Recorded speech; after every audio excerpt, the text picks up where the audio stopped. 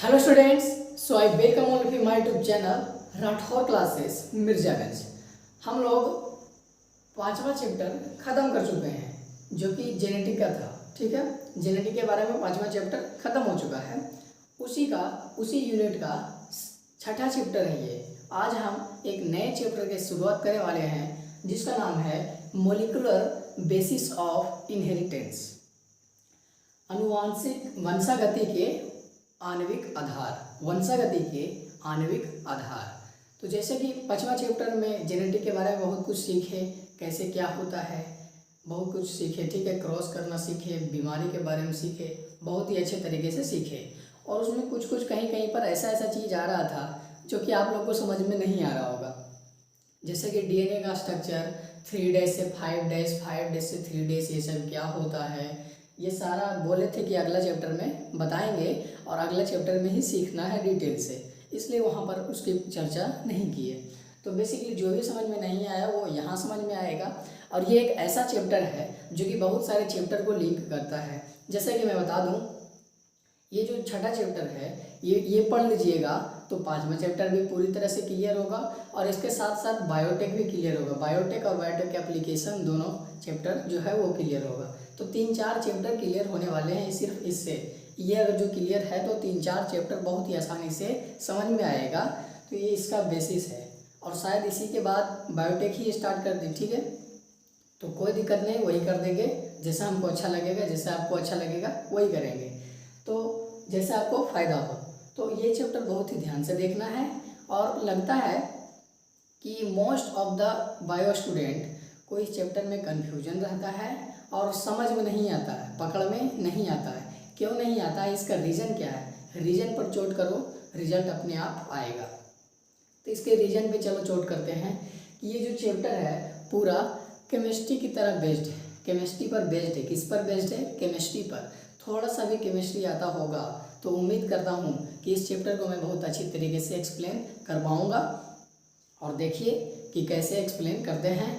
बहुत ही बेसिक से step by step सीखते जाएंगे, स्टेप बाय स्टेप प्रोसेस को लगातार दोहराते जाएंगे और बताते भी जाएंगे, समझाते भी जाएंगे। तो आप लोग ध्यान से देखते जाइए वीडियो को और हमारे साथ बने रहिए। तो बिना देरी के वीडियो स्टार्ट करते हैं। आज हम मॉलिक्यूलर बेसिस ऑफ इनहेरिटेंस वाले चैप्टर में क्या क्या पढ़ने वाले हैं, इसमें देखते हैं कौन कौन से टॉपिक पढ़ना है और इसके फिर आगे बढ़ाते हैं। इसके बाद सबसे पहले इस टॉपिक में डीएनए के बारे में पढ़ना है। किसके बारे में? डीएनए के बारे में। कहीं पर भी कोई भी चैप्टर पढ़ाते होंगे तो उसमें डीएनए आता होगा, डीएनए तो नाम आता होगा, जैसे कि पिछले चैप्टर में बहुत बार आया होगा। तो उसी डीएनए का इसमें दिया गया है, उसी डीएनए के बारे में। अगला है अनुवांशिक पदार्थ की खोज। जो भी जेनेटिक मटेरियल है उसकी खोज कैसे हुई, अनुवांशिक जेनेटिक मटेरियल क्या होता है, इसके बारे में समझाना होगा।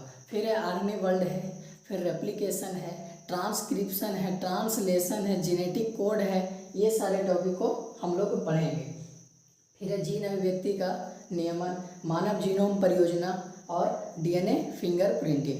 तो लास्ट में ये जो मानव जीनोम परियोजना है और डीएनए फिंगरप्रिंटिंग है, ये थोड़ा बायोटेक से रिलेटेड है। किससे रिलेटेड है? बायोटेक से रिलेटेड है, जैव प्रौद्योगिकी से रिलेटेड है। तो इसको ख़त्म करेंगे और तुरंत बायोटेक स्टार्ट कर देंगे तो ये वाला भी चैप्टर क्लियर होगा और बायोटेक वाला चैप्टर भी क्लियर होगा। तो धीरे धीरे क्या करेंगे, इस टॉपिक को पढ़ेंगे और बहुत ही अच्छे तरीके से पढ़ेंगे। उतना बड़ा चैप्टर तो नहीं है, लेकिन हाँ इस चैप्टर में बहुत सारे डाटा हैं जो कि आपको याद रखने होंगे और इसके क्वेश्चन के टाइप बहुत सारे हो सकते हैं इस चैप्टर के। ठीक है, तो कोई बात नहीं, आराम आराम से स्टेप बाय स्टेप सीखते जाएं और मज़े से पढ़ते जाएं। तो आज हम स्टार्ट करते हैं। आज का बेसिकली टॉपिक रहेगा डीएनए के बारे में। किसके बारे में? डीएनए के बारे में। तो जैसा कि आप लोगों ने बहुत सारे नाम सुना होगा डीएनए के बारे में, तो आज हम डीएनए के बारे में full explanation and clear cut information देने वाले हैं। क्या? फुल इन्फॉर्मेशन और क्लियर कट इन्फॉर्मेशन देने वाले हैं। तो बिना देरी के वीडियो स्टार्ट करते हैं डीएनए के बारे में। तो डीएनए क्या होता है? डीएनए के सबसे पहले फुल फॉर्म जान लेते हैं। Deoxyribose nucleic acid. Deoxyribose nucleic acid, जैसे इसके नाम में ही आ रहा है न्यूक्लिक एसिड। क्या आ रहा है? Nucleic acid. तो ऐसे ही समझ में आ रहा है कि ये तो केमिस्ट्री से रिलेटेड है। कोई बात नहीं, तो सबसे पहले बात करते हैं डीएनए बना किसका होता है। डीएनए बना होता है बहुत सारे पॉलीन्यूक्लियोइड का। किसका? पॉलीन्यूक्लियोइड का। जैसा कि आप लोग किताब में देखे होंगे कि डीएनए का स्ट्रक्चर कुछ इस तरीके से होता है। डीएनए का स्ट्रक्चर कुछ इस तरीके से होता है। तो ये पॉलीन्यूक्लियोटाइड का बना है। किसका बना है? पॉलीन्यूक्लियोटाइड का। तो मान लो एक चेन ले लेते हैं, ये पॉलीन्यूक्लियोटाइड है। क्या है ये? पॉलीन्यूक्लियोटाइड। चलो इसको अभी मिटा दो, इसके बारे में बहुत सारी जानकारी देखेंगे। तो ये जो हम बना रहे हैं क्या है? पॉलीन्यूक्लियोटाइड है। क्या है? पॉलीन्यूक्लियोटाइड है। और ये किसी न किसी बॉन्ड से जुड़ा होगा। ठीक है, वही तो हम देखते हैं, कोई ना कोई बॉन्ड से जुड़ा होगा।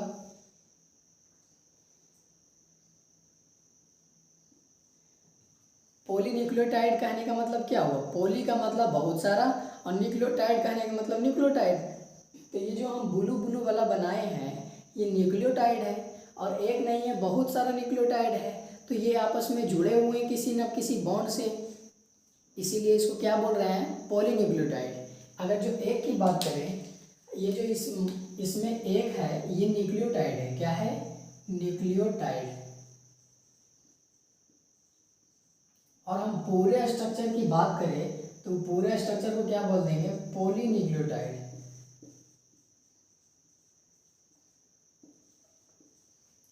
ठीक है, तो ये जो डीएनए है यही पॉलीन्यूक्लियोटाइड चेन से बना होता है। उसमें बहुत सारे पॉलीन्यूक्लियोटाइड होते हैं, और डीएनए के 2 स्ट्रैंड होते हैं। कितने स्ट्रैंड? मान लो ये डीएनए का एक स्ट्रैंड है, तो डीएनए का एक स्ट्रैंड और होता है, इसके बारे में भी सीखेंगे। तो ये पॉलीन्यूक्लियोटाइड का बना होता है। ओके, और ये न्यूक्लियोटाइड आपस में बहुत सारे न्यूक्लियोटाइड जुड़े होते हैं। किस बॉन्ड से जुड़े होते हैं ये भी जानना है।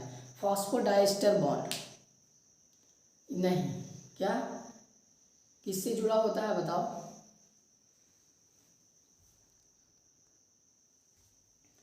किससे जुड़ा होता है? अभी अभी बताएं, फॉस्फोडाइस्टर बॉन्ड।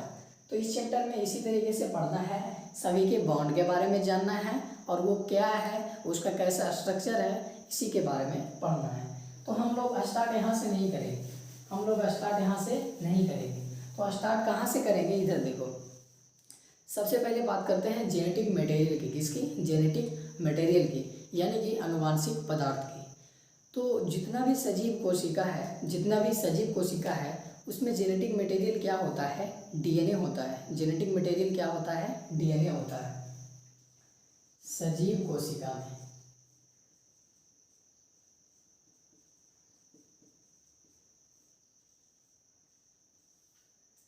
आनुवांशिक पदार्थ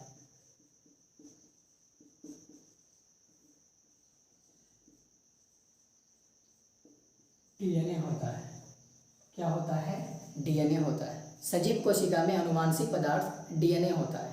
ओके, और यही बात करते हैं बैक्टीरिया में या वायरस में। किस में? वायरस में। तो इसमें जो आनुवांशिक पदार्थ होगा वो डीएनए भी हो सकता है और आरएनए भी हो सकता है। डीएनए भी हो सकता है और आरएनए भी हो सकता है। या तो यहाँ पर हम यही देखने वाले हैं कि जो डीएनए है और आरएनए है ये आनुवांशिक पदार्थ है कि नहीं। तो आरएनए आनुवांशिक पदार्थ नहीं होता, ये वायरस में आनुवांशिक पदार्थ कहलाता है। ठीक है, तो सजीव कोशिका में जो आनुवांशिक पदार्थ होता है वो डीएनए है, सिर्फ डीएनए है। सजीव कोशिका में आरएनए नहीं होता है, वो प्रोटीन के दौरान बनता है, वो अलग बात है। लेकिन वायरस में क्या होता है? डीएनए और आरएनए दोनों होता है जेनेटिक मटेरियल। और वही बात करते हैं सजीव कोशिका में, तो जेनेटिक मटेरियल सिर्फ क्या होगा? डीएनए होगा। अब देखते हैं जेनेटिक मटेरियल का काम क्या होगा। ये जो डीएनए है इसमें सेल के अंदर जो भी प्रोसेस होता है इसका सारा इन्फॉर्मेशन ये स्टोर रखता है। क्या करता है? जैसे सेल डिवीजन होगा, कितना साइटोप्लाज्म बनाना है, कितना न्यूक्लियस को डिवीजन करना है, किसको माइटोकॉन्ड्रिया को डिवीजन करना है कि नहीं, इसका सारा इन्फॉर्मेशन, इसका सारा डाटा कौन जमा रखता है? ये डीएनए जमा रखता है। ये तो एक काम हो गया। और क्या क्या करता है? कैरेक्टर को एक पीढ़ी से दूसरी पीढ़ी में पहुँचाता है, इनहेरिटेड करता है, कैरेक्टर को इनहेरिटेड करता है, जैसा कि आपने पढ़ चुका है। तो इसका 2 काम हो गया। ओके, और ये क्या करता है? बहुत सारा प्रोसेस करता है उसके अंदर। डीएनए से बनता है आरएनए, एमआरएनए से फिर प्रोटीन बनता है। इसके बारे में भी बहुत सारा बात करेंगे। ओके, तो इतना तो हो गया। अब बात करते हैं कि आखिर में ये जो डीएनए है ये आनुवांशिक पदार्थ है क्या? ये आनुवांशिक पदार्थ है क्या? ये जो न्यूक्लियोटाइड है वह बताए थे कि न्यूक्लियोटाइड से मिलकर बना होता है पॉलीन्यूक्लियोटाइड से। तो न्यूक्लियोटाइड एक हो गया, बहुत सारा है तो पॉलीन्यूक्लियोटाइड उसी तरीके से बना होता है। फिर उसके स्ट्रक्चर के बारे में बात करते हैं। तो ये न्यूक्लियोटाइड बना होता है न्यूक्लियोसाइड से। न्यूक्लियोसाइड्स बना होता है नाइट्रोजन बेस और शुगर से, नाइट्रोजन बेस और शुगर से। तो बेसिकली हम चारों के बारे में डिटेल से पढ़ेंगे, तभी समझ में आएगा कि डीएनए का स्ट्रक्चर क्या है। तो अब स्टार्ट करते हैं हम सबसे पहले शुगर के बारे में। किसके बारे में? शुगर के बारे में। तो यहाँ पर जो इसमें डीएनए में होता है वो पेंटोज शुगर होता है। क्या होता है? पेंटोज शुगर होता है। पेंटोज शुगर का माने कहने का मतलब पेंट, उसके नाम के आगे क्या आ रहा है? पेंट, और पेंटोज शुगर। तो पेंट का मतलब केमिस्ट्री में होता है 5। तो 5 कार्बन वाला मोनोसेकेराइड, 5 कार्बन वाला मोनोसेकेराइड को ही पेंटोज शुगर कहा जाता है। और ये डीएनए में होता है डीऑक्सीराइबोज। इधर मान लो डीएनए लिख दिए और इधर आरएनए लिख दिए। ओके, तो डीएनए में होता है डीऑक्सीराइबोज। इसमें कौन सा शुगर होता है? Deoxyribose sugar. और इसमें होता है राइबोज शुगर। तो शायद नाम भी इसी से पड़ा है। अगर जो डीएनए के अंदर डीऑक्सीराइबोज शुगर है तो इसीलिए तो इसका फुल फॉर्म में देखो डीऑक्सीराइबोज न्यूक्लिक एसिड पड़ गया। और वही बात करें आरएनए की, तो इसमें राइबोज शुगर है। कैसा शुगर है? राइबोज शुगर है। तो इसका नाम देते हैं राइबोन्यूक्लिक एसिड। आरएनए का नाम क्या देते हैं? Ribonucleic acid. तो ये भी समझ में आ गया आप लोगों को। थोड़ा सा डीएनए और आरएनए में अंतर देख लेते हैं। डीएनए जो होता है वो डबल स्ट्रैंड होता है, डीएनए का ये डबल स्ट्रैंड होता है इस तरीके से। लेकिन आरएनए की बात करें तो ये सिंगल स्ट्रैंड होता है। आरएनए सिंगल स्ट्रैंड होता है। ओके, और बात करते हैं यहाँ पर होता है 3' से 5', 5' से 3'। तो ये 3', 5' क्या है, ये क्यों दिया गया है, ये दोनों कैसे जुड़ा हुआ है, सारा कुछ पढ़ने वाले हैं और अच्छे तरीके से समझ में आएगा। तो सबसे पहले ये शुगर के बारे में इसका स्ट्रक्चर देख लेते हैं। इसका स्ट्रक्चर, शुगर का स्ट्रक्चर देख लेते हैं। तो शुगर का स्ट्रक्चर देखो, डीऑक्सीराइबोज का स्ट्रक्चर देखो।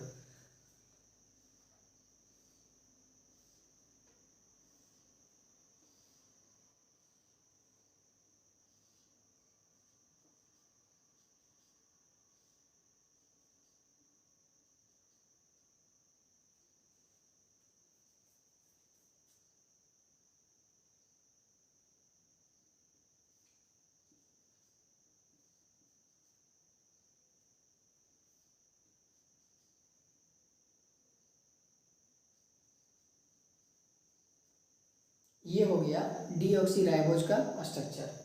अब देखते हैं राइबोज शुगर का स्ट्रक्चर।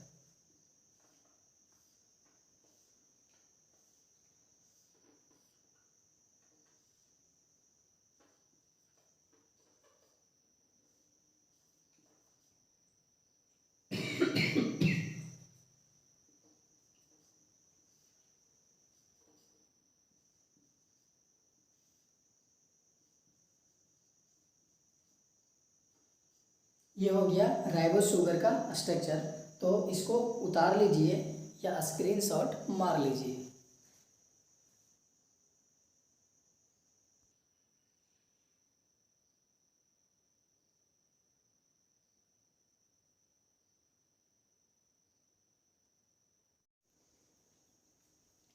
अब देखते हैं नाइट्रोजन बेस के बारे में। तो नाइट्रोजन बेस में दो चीज़ होता है, एक होता है प्यूरिन और दूसरा होता है पिरिमिडिन। और प्यूरिन में 2 केमिकल नेम आते हैं और पिरिमिडिन में 3 केमिकल नेम आते हैं। तो प्यूरिन में 2 चीज़ आता है, पहला एडिनिन और दूसरा गुआनिन। और पिरिमिडिन में 3 चीज़ आता है, साइटोसिन, यूरोसिल और थाइमिन, 3 चीज़ आता है। तो नाइट्रोजन बेस में यही आता है और यही पढ़ना भी है।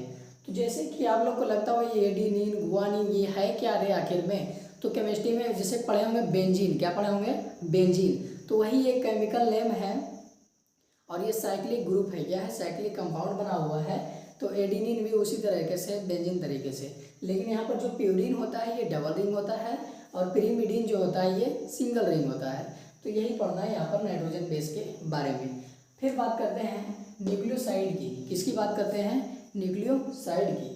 तो जैसा अभी बताए थे न्यूक्लियोसाइड के बारे में बात करते हैं। किसके बारे में? न्यूक्लियोसाइड के बारे में।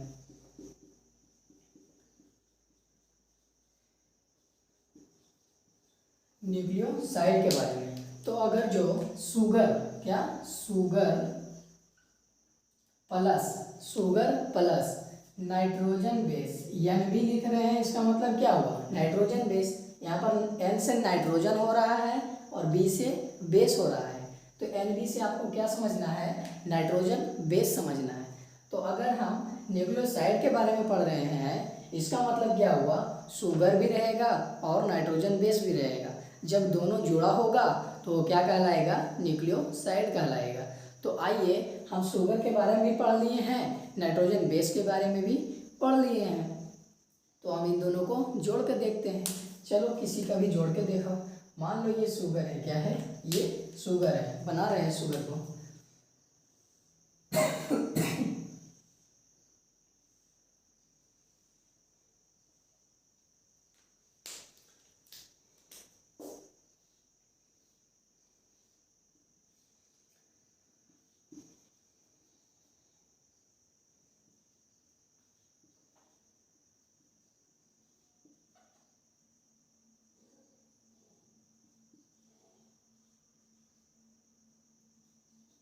तो ये मान लो एक शुगर बना लिए हैं। अब इसके देखते हैं ये कौन सा शुगर है? राइबोस शुगर है। और यहाँ पर क्या जोड़ देते हैं? Nitrogen base. क्या जोड़ देते हैं? Nitrogen base. मान लो यहाँ पर जोड़ देते हैं नाइट्रोजन बेस। क्या जोड़ देते हैं? ये डिब्बा बना लो इस तरीके से और इसमें लिख दो नाइट्रोजन बेस। क्या लिख दो? Nitrogen base. तो अभी अभी हम लोगों ने शुगर के स्ट्रक्चर के बारे में पढ़ा और देखा नाइट्रोजन बेस क्या होता है। और अगर जो हम न्यूक्लियोसाइड के बारे में पढ़ना चाहते हैं तो न्यूक्लियोसाइड में और कुछ नहीं होता है, बस जो हम शुगर पढ़े और नाइट्रोजन बेस पढ़े दोनों को जोड़ दो। क्या करो? दोनों को जोड़ दो। तो न्यूक्लियोसाइड किसे कहा जाता है? Sugar plus nitrogen base. तो शुगर का स्ट्रक्चर ये रहा और नाइट्रोजन बेस यहाँ पर हम जोड़ दिए। तो यहाँ पर भी हम कुछ भी जोड़ सकते हैं, जैसे एडेनिन भी जोड़ सकते हैं, गुआनिन भी जोड़ सकते हैं, साइटोसिन भी जोड़ सकते हैं, यूरोसिल भी जोड़ सकते हैं, थायमिन भी जोड़ सकते हैं, क्योंकि ये सब क्या है? ये सब तो नाइट्रोजन बेस ही है। अगर शुगर के साथ नाइट्रोजन बेस जुड़ जाता है उसी को बोलते हैं न्यूक्लियोसाइड। क्या बोलते हैं? न्यूक्लियोसाइड।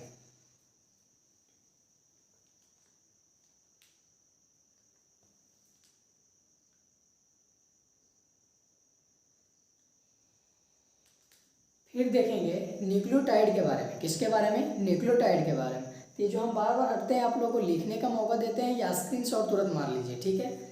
तो अभी भी बताए कि न्यूक्लियोसाइड में क्या होता है? शुगर नाइट्रोजन बेस, शुगर और नाइट्रोजन बेस दोनों क्या होते हैं? जुड़े होते हैं। और जैसे कि बताया कि कोई ना कोई जुड़ा होगा तो किसी बॉन्ड से जुड़ा होगा, किसी भी बॉन्ड से जुड़ा होगा। तो ये जो जुड़ा होता है ये ग्लाइकोसिडिक बॉन्ड द्वारा जुड़ा होता है। किसके द्वारा? ग्लाइकोसिडिक बॉन्ड द्वारा जुड़ा होता है। तो इस बॉन्ड का नाम क्या है? Glycosidic bond. कौन सा बॉन्ड? Glycosidic bond. तो क्वेश्चन ऐसे आ सकता है कि शुगर और नाइट्रोजन बेस, शुगर और नाइट्रोजन बेस एक दूसरे के साथ किस बॉन्ड से जुड़े होते हैं? तो आंसर आएगा ग्लाइकोसिडिक बॉन्ड। ओके। और जो न्यूक्लियोटाइड था, बहुत सारा न्यूक्लियोटाइड किस बॉन्ड से जुड़ा हुआ था? Phosphodiester bond. कौन सा बॉन्ड? Phosphodiester bond. तो इसको उतारिए। अब देखेंगे न्यूक्लियोटाइड के बारे में। किसके बारे में? न्यूक्लियोटाइड के बारे में। तो इसको मिटा देते हैं।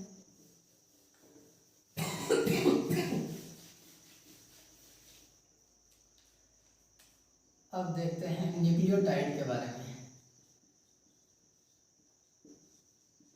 न्यूक्लियोटाइड क्या होता है? जैसे कि अभी पढ़े कि न्यूक्लियोसाइड क्या होता है? शुगर और नाइट्रोजन बेस को जोड़ दो, न्यूक्लियोसाइड बन जाएगा। और वही बात करते हैं न्यूक्लियोटाइड की, तो इसमें क्या क्या जोड़ना पड़ेगा? इसमें शुगर भी जोड़ना पड़ेगा, नाइट्रोजन बेस भी जोड़ना पड़ेगा और एक फॉस्फेट ग्रुप जोड़ना पड़ेगा। कौन सा ग्रुप? Phosphate group.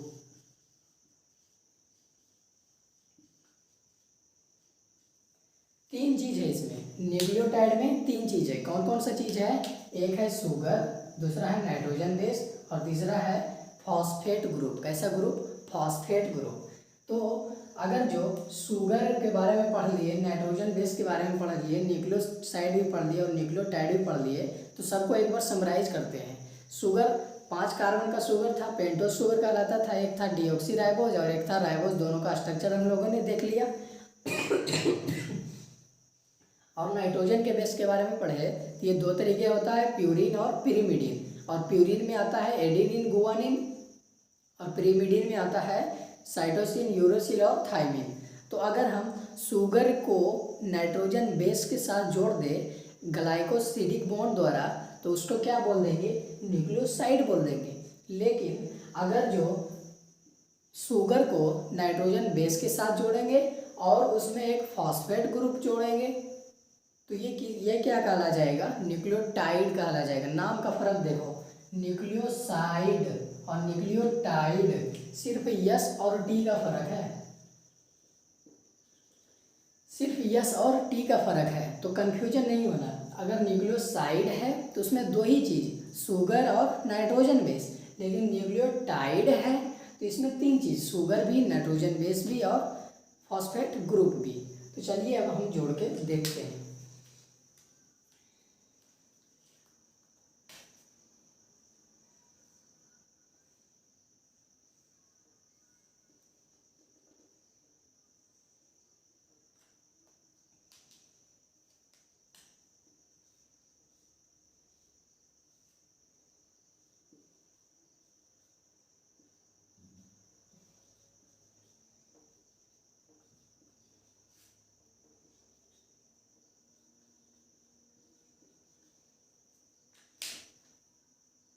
ये शुगर हो गया, ठीक है, शुगर का बना दिए। और इसमें जोड़ देते हैं नाइट्रोजन बेस। क्या जोड़ देते हैं, ये नाइट्रोजन बेस।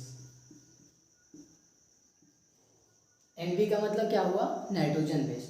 और यहाँ पर हम जोड़ने वाले हैं एक और ग्रुप जिसको कहते हैं फॉस्फेट ग्रुप। अभी देखो, अभी क्या है, अभी ये न्यूक्लियोसाइड है, लेकिन जैसे ही इसमें फॉस्फेट ग्रुप भी जोड़ेंगे वो क्या कहला जाएगा, न्यूक्लियोटाइड कहला जाएगा। तो सबसे पहले फॉस्फेट ग्रुप के बारे में पढ़ लेते हैं। ये होता है सेंटर में P और इधर से होता है OH, इधर से भी होता है OH और इधर से भी होता है OH और इधर डबल बॉन्ड होता है और O होता है। ये हो गया फॉस्फेरिक एसिड। क्या हो गया, फॉस्फेरिक एसिड। और वही जब हाइड्रोजन हटा दोगे, क्या करोगे, हाइड्रोजन हटा दोगे तो ये बन जाएगा फॉस्फेट ग्रुप। क्या बन जाएगा, फॉस्फेट ग्रुप, फॉस्फेट कहलाएगा।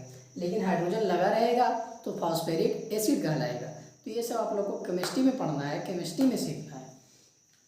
तो यही बॉन्ड को क्या करेंगे, हम यहाँ पर जोड़ देंगे। यही बॉन्ड को क्या करेंगे, यहाँ पर जोड़ देंगे। तो चलिए मान लो यहाँ पर इस तरीके से फॉस्फेट बॉन्ड द्वारा जुड़ा हुआ है। सिर्फ P लिखते हैं समझने के लिए, फिर इसको डिटेल से तो देखते करेंगे, डिटेल से भी जोड़ेंगे। तो यहाँ पर फॉस्फेट लिख दिए, ठीक है। तो ये क्या कहला गया, न्यूक्लियोटाइड कहला गया। तो इस तरीके से न्यूक्लियोटाइड बनता है।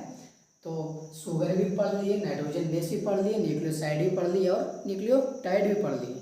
अब देखते हैं कि DNA का स्ट्रक्चर अब कैसे बना होता है।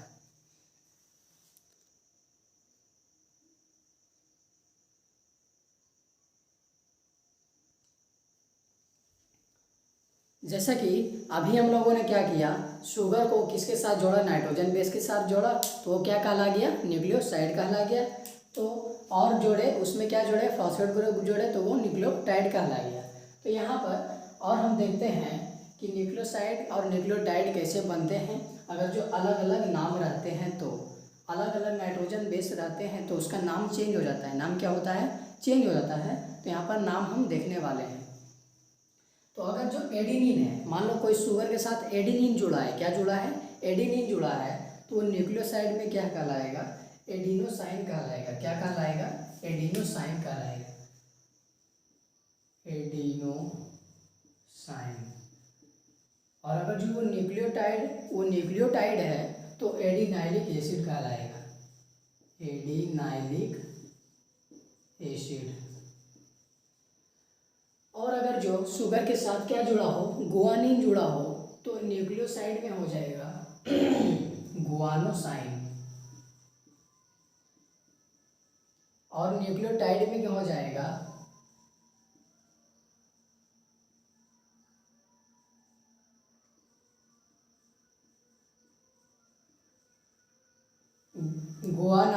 एसिड, क्या हो जाएगा, गुआनाइलिक एसिड। और अगर जो साइटोसिन जुड़ा हो तो साइटिडीन, यूरोसिल जुड़ा हो तो यूरिडीन, और थायमिन जुड़ा हो तो थायमिडीन, और इधर साइटोडाइलिक एसिड, यूरिडाइलिक एसिड और थायमिडाइलिक एसिड। तो ये कुछ नहीं हुआ, ये नाम चेंज हुआ, ये सिर्फ नाम लिखे हैं। ये एग्जाम के व्यू से काफ़ी इंपॉर्टेंट है। बोल देगा इतना सारा एग्जाम्पल 4 गो एग्जाम्पल देगा, क्या 4 गो, एक दे देगा एडोनोसिन, एक दे देगा एडिनोनाइलिक एसिड, फिर दे देगा साइटिडीन, यूरिडीन और थायमिन। बोलेगा कि इस सारे चारों ऑप्शन में, इस सभी ऑप्शन में न्यूक्लियोटाइड कौन सा है, न्यूक्लियोटाइड कौन सा है। तो अगर जो कहीं पर एडिनाइलिक एसिड दिखे तो वो मार देना है, वही हो जाएगा न्यूक्लियोटाइड। फिर हम देखते हैं, इसको मिटा दें, इसको स्क्रीनशॉट लो, मिटाते हैं।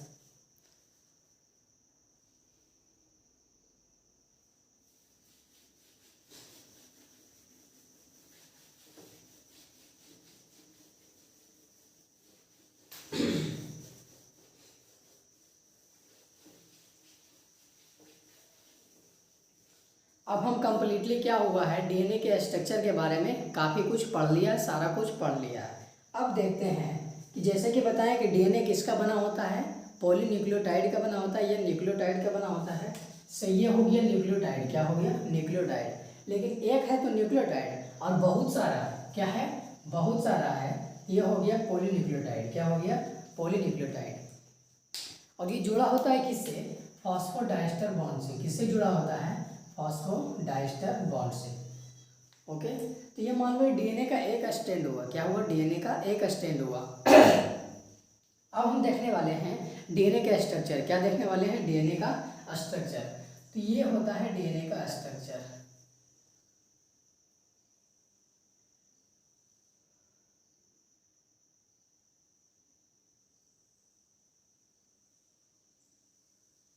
ये होता है डीएनए का स्ट्रक्चर। आप लोग को लगता होगा कि ये दोनों जुड़ा हुआ है, क्या है, जुड़ा हुआ है, लेकिन ऐसा नहीं है। ये दोनों जुड़ा हुआ है बॉन्ड के साथ, लेकिन ये सटा हुआ नहीं है, कहीं पर कटा हुआ नहीं है, वो ऐसा दिखता है। क्यों दिखता है, आइए जानते हैं। तो इसके लिए हमको एक को मिटाना होगा, क्या, एक को मिटाना होगा। तो चलो एक को मिटा देते हैं, और यही मान लो एक यहाँ पर बना देते हैं, क्या करते हैं, एक यहाँ पर बना देते हैं। ठीक है, तो ये डीएनए के 2 स्टैंड है, ये डीएनए के 2 स्टैंड है। किससे बना हुआ है, पॉलीन्यूक्लियोटाइड से बना है। पॉलीन्यूक्लियोटाइड कैसा होता है, ऐसा होता है, बहुत सारा न्यूक्लियोटाइड को जोड़ दो।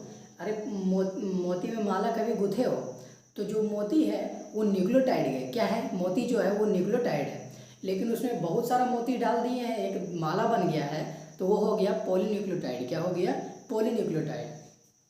तो वही पॉलीन्यूक्लियोटाइड का चेन बना होता है डीएनए। तो ये मान लो एक पॉलीन्यूक्लियोटाइड है, ठीक है, इस तरीके से जुड़ा हुआ, घुमा हुआ है, तो क्या हुआ, हाँ, डीएनए वाला थोड़ा घुमा हुआ होता है, सीढ़ी नुमा होता है, घुमा घुमा होता है। ठीक है, तो मान लो डीएनए का एक स्ट्रैंड ये है, एक स्ट्रैंड ये है। अब इसी को हम इसी के सामने रखेंगे, क्या रखेंगे, इसी के सामने रखेंगे, और बहुत सारे बॉन्ड से जोड़ देंगे, क्या करेंगे, हाइड्रोजन बॉन्ड से क्या करेंगे, जोड़ देंगे। तो अगर जो इसी को हम उठा के यहाँ पर रख देंगे तो ऐसा नहीं दिखेगा, देखो तो ऐसा दिखेगा। अगर जो इसी को हम उठा के इस पे रख दें तो ऐसा दिखेगा, ऐसा दिखेगा, लेकिन ऐसा होता नहीं है, दोनों कंबाइन नहीं होता है, कहीं पर कट नहीं करता है, ठीक है, कट करके नहीं निकलता है, दोनों बिल्कुल अलग अलग जुड़े हुए हैं एक दूसरे के साथ। ओके, तो डीएनए का ये स्ट्रक्चर हो गया, और इसी को क्या होता है, एक को बोलते हैं 3' एंड, और इधर हो जाएगा 5' एंड, और यहाँ पर हो जाएगा 5' एंड, और ये हो जाएगा 3' एंड। तो इसके बारे में बात करेंगे कि 3' एंड 5' एंड क्या होता है। जैसे कि अभी अभी बताए थे, इसको मिटा देते हैं, इसका कोई काम नहीं है। ये कहाँ पर से जुड़ता है, न्यूक्लियोटाइड जो है कहाँ पर से जुड़ता है, डीएनए कहाँ पर से आखिर में जुड़ के स्ट्रक्चर बनाता है। वो बहुत सारे न्यूक्लियोटाइड को तो जोड़ के अभी बताए नहीं है, ठीक है बताएंगे। तो पहले देख लेते हैं डीएनए का स्ट्रक्चर जो ऐसा होता है, डबल स्ट्रैंड होता है। एक होता है 3' से 5' और एक होता है 5' से 3'। दोनों का डायरेक्शन सेम नहीं होता है, दोनों का डायरेक्शन सेम नहीं होता है। दोनों स्ट्रैंड एक दूसरे के एंटी पैरेलल, क्या है, एंटी पैरेलल। मतलब कि क्या हुआ, एक डायरेक्शन ऊपर से नीचे जा रहा है, क्या हो रहा है, ऊपर से नीचे जा रहा है, तो दूसरा डायरेक्शन नीचे से ऊपर जा रहा है, ये नीचे से ऊपर जा रहा है। देखो दोनों का डायरेक्शन चेंज है। ओके ओके, तो इसको उतारिए, इसको फोटो बनाइए।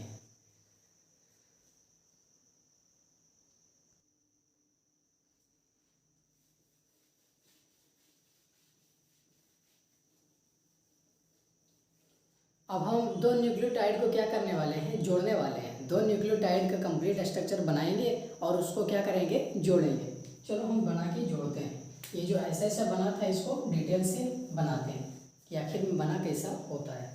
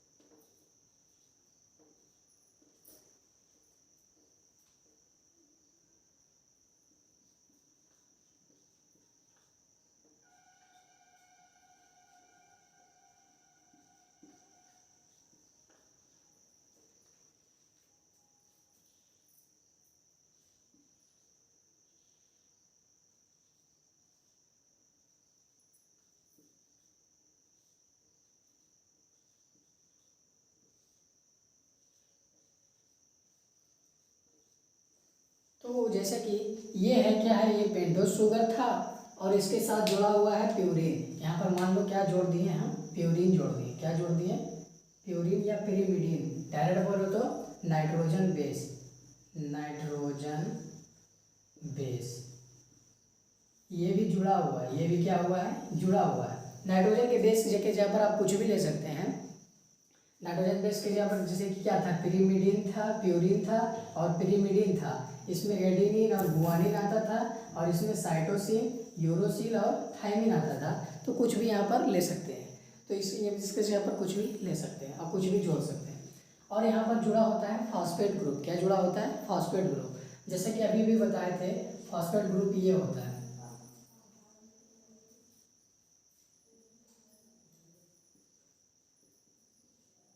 तो ऐसे जुड़ा होता है, ये यहाँ पर बनाता है ये ईस्टर बॉन्ड। ये जो यहाँ पर न्यूक्लियोटाइड, ये जो शुगर है और ये जो नाइट्रोजन बेस है, ये तो जुड़ा होता है, ये ग्लाइकोसिडिक बॉन्ड द्वारा जुड़ा होता है। यहाँ पर ये कौन बॉन्ड से जुड़ा हुआ है, ग्लाइकोसिडिक बॉन्ड द्वारा। और यहाँ पर जुड़ा हुआ है ईस्टर बॉन्ड द्वारा। किसके द्वारा, ईस्टर बॉन्ड द्वारा। तो ये भी लिख देते हैं, ये जो जुड़ा हुआ है ये ग्लाइकोसिडिक बॉन्ड द्वारा और यहाँ पर जो जुड़ा हुआ है ये ईस्टर बॉन्ड द्वारा। किसके द्वारा, ईस्टर बॉन्ड द्वारा। तो यहाँ पर शुगर के साथ नाइट्रोजन बेस जुड़ता है तो ग्लाइकोसिडिक बॉन्ड, बहुत ही इंपॉर्टेंट है, ऑब्जेक्टिव में पूछा जाएगा। और अगर जो शुगर के साथ क्या जुड़ा हुआ है, फॉस्फेट जुड़ा हुआ है, तो कौन सा बॉन्ड द्वारा, ईस्टर बॉन्ड द्वारा। कौन सा बॉन्ड द्वारा, ईस्टर बॉन्ड द्वारा। तो ये एक न्यूक्लियोटाइड है, क्या है, एक न्यूक्लियोटाइड है। वही हम बात करें थे, दूसरा न्यूक्लियोटाइड बनाते हैं, क्या करते हैं, इसको बनाते हैं। पहले क्या बनाएगा, न्यूक्लियोसाइड बनाएगा। इसमें अगर जो हम जोड़ देंगे क्या, नाइट्रोजन बेस। इसमें हम नाइट्रोजन बेस जोड़ दिए। मान लो शुगर में नाइट्रोजन बेस जोड़ दिए, तो क्या बताए थे, अगर जो शुगर के साथ नाइट्रोजन बेस जोड़ दिया जाता है तो वो क्या बन जाता है, न्यूक्लियोसाइड बनता है। क्या बनता है, न्यूक्लियोसाइड बनता है। लेकिन अगर इसके साथ फॉस्फेट ग्रुप भी जोड़ दें तो क्या बन जाएगा, न्यूक्लियोटाइड बन जाएगा। तो यहाँ पर चलो ये भी जोड़ देते हैं यहाँ पर इसको अच्छा से।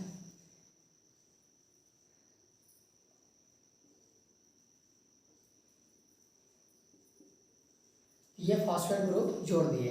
अब देखते हैं कि दो अलग अलग न्यूक्लियोटाइड, ये अलग न्यूक्लियोटाइड है, ये अलग न्यूक्लियोटाइड है, तो दो अलग अलग न्यूक्लियोटाइड कैसे जुड़े होते हैं।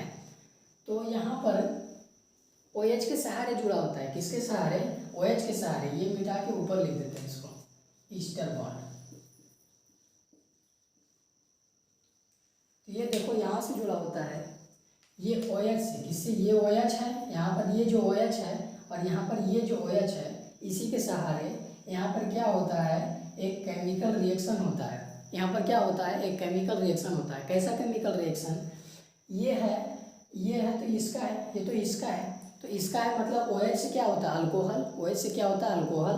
और ये क्या है, ये फॉस्फेट वाला है।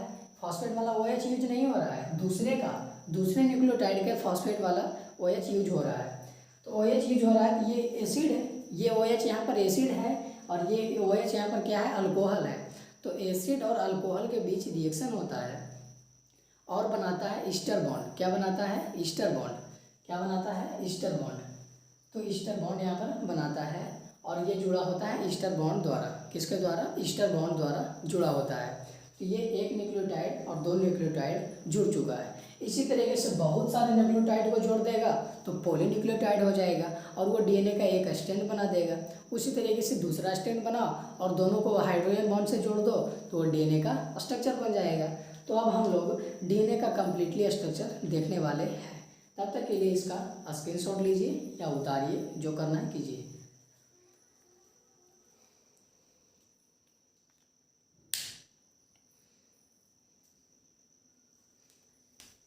इसको लिखा ना, ईस्टर बॉन्ड लिख दो, ईस्टर बॉन्ड।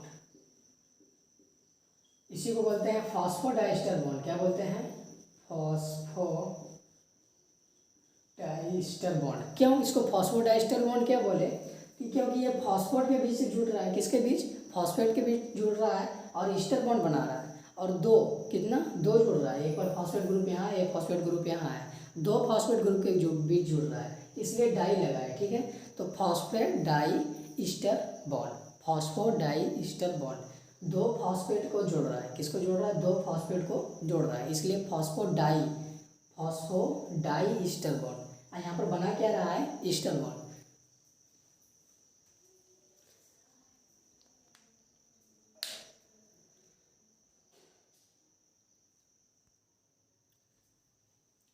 अब हम बहुत सारे न्यूक्लियोटाइड को जोड़ देंगे तो वो पॉलीन्यूक्लियोटाइड हो जाएगा और दोनों तरफ जोड़ेंगे, दो स्ट्रैंड को जोड़ेंगे तो वो डीएनए का स्ट्रक्चर हो जाएगा। तो यहाँ पर बहुत सारे न्यूक्लियोटाइड को क्या किए हैं, हम जोड़ दिए। क्या किए हैं? जोड़ दिए।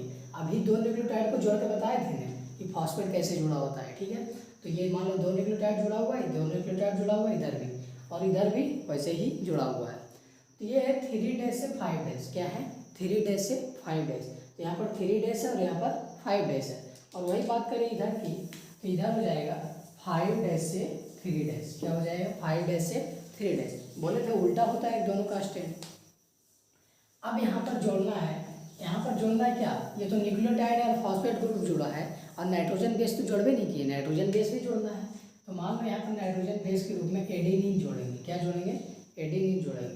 यहाँ पर गुआनिन जोड़ेंगे। क्या जोड़ेंगे? गुआनिन। यहाँ पर साइटोसिन जोड़ेंगे और यहाँ पर थाइमिन जोड़ेंगे। क्या क्या जोड़ेंगे? नाइट्रोजन बेस है ये क्या है? नाइट्रोजन बेस है। ये नाइट्रोजन बेस को क्या किए? जोड़ दिए, तब ना ये न्यूक्लियोटाइड बना। पहले ये शुगर था, ये डिब्बा क्या है? शुगर है और शुगर के साथ ये नाइट्रोजन बेस जोड़ रहे हैं। नाइट्रोजन बेस में एडेनिन, गुआनिन यही सब तो था। और अगर जो इसके साथ फॉस्फेट भी जोड़ दिए तो ये न्यूक्लियोटाइड हो गया। लेकिन जब फॉस्फेट ग्रुप नहीं जुड़ा हुआ है, सिर्फ शुगर है और N2 बेस है तो ये न्यूक्लियोसाइड हो गया। लेकिन फॉस्फेट भी जुड़ गया तो न्यूक्लियोटाइड हो गया। उसी तरीके से इधर भी हुआ है।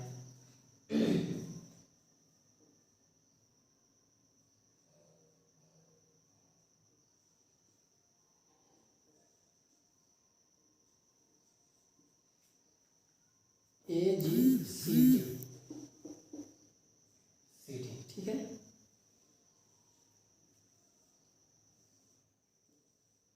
ओके, तो ये शुगर में भी क्या किए हैं? N2 बेस जोड़ दिए हैं। ये अलग न्यूक्लियोटाइड है, न्यूक्लियोटाइड का एक स्ट्रैंड है और ये अलग न्यूक्लियोटाइड है, न्यूक्लियोटाइड का दूसरा स्ट्रैंड है। तो न्यूक्लियोटाइड किससे जुड़ा होता है? फॉस्फेट से जुड़ा होता है। कौन बॉन्ड द्वारा जुड़ा होता है? Phosphodiester bond. देखो इसका ये वाला कौन सा बॉन्ड जुड़ा होता है, ईस्टर बॉन्ड बताए थे।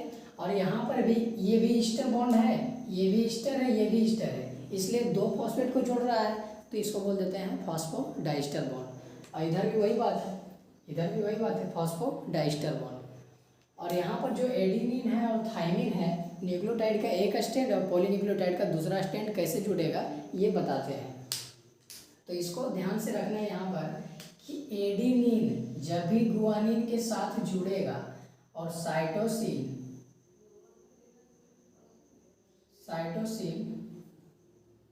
एडेनिन थाइमिन के साथ जुड़ेगा और साइटोसिन गुआनिन के साथ जुड़ेगा, तो ये जब भी जुटेगा ये डबल बॉन्ड से जुटेगा, ये जब भी जुटेगा तो ये ट्रिपल बॉन्ड से जुटेगा। तो ये ध्यान रखना है यहाँ पर, इसको ध्यान रख लो यहाँ पर। ए जब भी जुटेगा तो थाइमिन के साथ डबल बॉन्ड, और सी जब भी जुटेगा तो जी के साथ ट्रिपल बॉन्ड। ओके, तो ये याद रखना है। तो ए के साथ यहाँ पर टी है, कितना बॉन्ड से जोड़ें, 2 बॉन्ड से, चलो 2 बॉन्ड से जोड़ दो इसको। जी के साथ सी है, कितना बॉन्ड से जोड़े, 3 बॉन्ड से। फिर जी के साथ ई है तो फिर से 3 बॉन्ड, और फिर क्या है 2 बॉन्ड, तो ये जोड़ दिए। ठीक है, यहाँ पर जोड़ दिए। ये याद रख लेना जरूरी है, ए के साथ जब भी जुटेगा तो टी जुटेगा और डबल बॉन्ड जुटेगा, और सी के साथ जब भी जुटेगा तो जी जुटेगा। ये सब ए टी जी सी क्या है, वही तो नाइट्रोजन बेस है, ये नाइट्रोजन बेस है। बोले थे ना कि यहाँ पर नाइट्रोजन बेस जुड़ा होता है। एडिनिन है, ए से एडिनिन है, जी से गुआनिन है, सी से साइटोसिन है, और टी से थाइमिन है। तो इस तरीके से बहुत सारे पॉलीन्यूक्लियोटाइड जुड़ा होता है।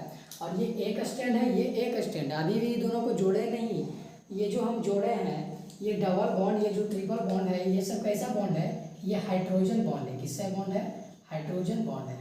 तो ये भी पूछा जा सकता है, एक पॉलीन्यूक्लियोटाइड को दूसरे पॉलीन्यूक्लियोटाइड्स के किस बॉन्ड से जोड़ा जाता है, हाइड्रोजन बॉन्ड द्वारा। किसके द्वारा, हाइड्रोजन बॉन्ड द्वारा। तो यहाँ पर आप लोग का डीएनए का स्ट्रक्चर होता है कम्प्लीटली कंप्लीट।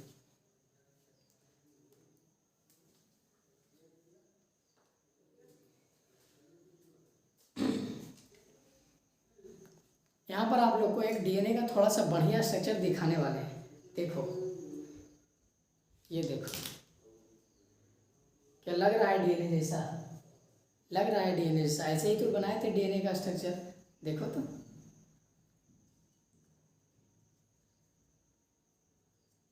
क्या है ये डीएनए, ठीक है।